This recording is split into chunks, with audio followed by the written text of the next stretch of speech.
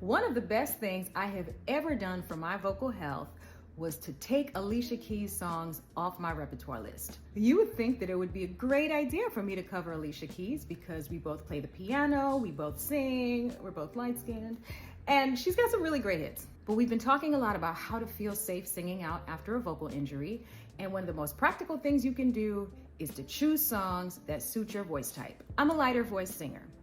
So on a scale from 1 to 10, I would have to sing at a volume level of a 13 for it to sound even remotely close to what Alicia Keys is doing. It's not gonna feel good, and it's going to sound like I'm putting in a ton of effort because I am.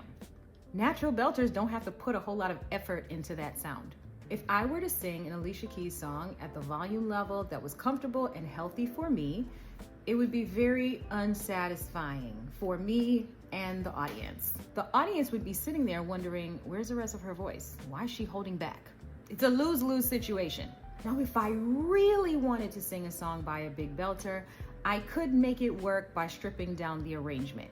If the audience hears different background music, it will change their expectation of what the singer's voice is gonna sound like. But Alicia Keys is associated with solo piano, so can't really strip that down much more. And let's be for real, nobody wants to hear a soft, stripped down version of Girl on Fire. Larger voices experience the same thing in reverse.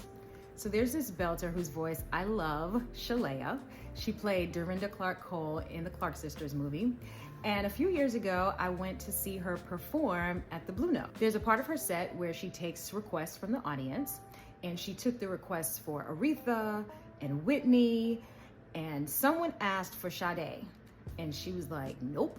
And they kept asking, and she was like, no, I want to make sure I can do it justice. The audience was shocked by that because there's not a whole lot of collective awareness about different voice types. People assume that if you can sing anything with the same level of ease. I've heard Shalea say on an Instagram Live that it's easier for her to belt than it is for her to sing softly. And just to be clear, I'm not saying that she can't do both. She does both beautifully. Now, if I'm singing something by Sade, I can sing completely freely and not have to worry about pushing too hard. There's no expectation from the audience that I have to struggle to meet, so my nervous system stays regulated and my technique stays intact. I do include some more challenging songs in my set list, but if I do anything that requires me to belt, I'm going to follow it by something that's lighter and easier on my voice so I have an opportunity to rest.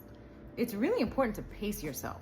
I have so many more tips to share on how to protect your voice and how to deliver when it matters. So if you're not following yet, hit follow, hit subscribe, and I'll see you in the next video.